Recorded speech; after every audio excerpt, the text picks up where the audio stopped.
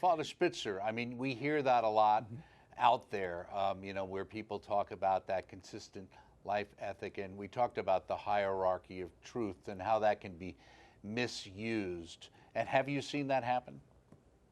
Oh yes, it's pretty constant within the culture today, and I would say that we have to come back and say, well, yes, there is an interlinking of issues, but that does not mean that there is an equal weighting of issues.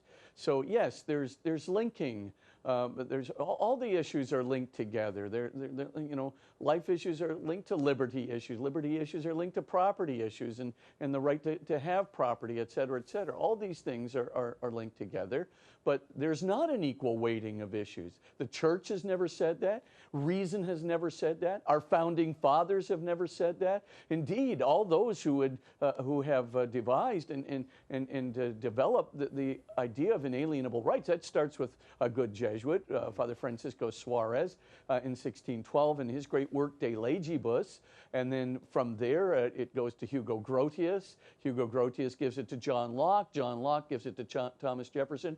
What did every single one of those philosophers say? They weren't just saying this because the church had taught it. They were saying it because the right to life is more fundamental than the right to liberty. In other words, the right to life is the condition necessary for the very possibility of the right to liberty. If I kill you, your liberty rights are a moot question.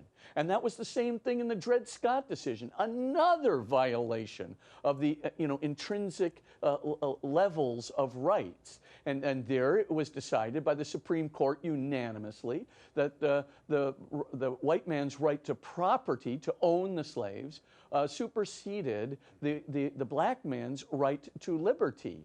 But it's precisely the opposite if you look at this from the vantage point of logic. The right to liberty is absolutely necessary for the right to property. After all, I can say, oh, Doug, you get to own all the property you want. Right. I just get to own you. De facto, I get to own all your property too.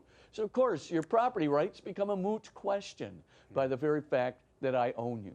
So the intrinsic weighting of these rights, this is a matter of reason. It's a matter of logic. It's a matter of rational philosophy from age to age. Yes, the church has taught this clearly, no doubt about it, but also reason has taught it clearly, and it certainly has acceded to the rational conscience of philosophers, including our founding fathers, Thomas Jefferson, etc., very much so throughout the centuries.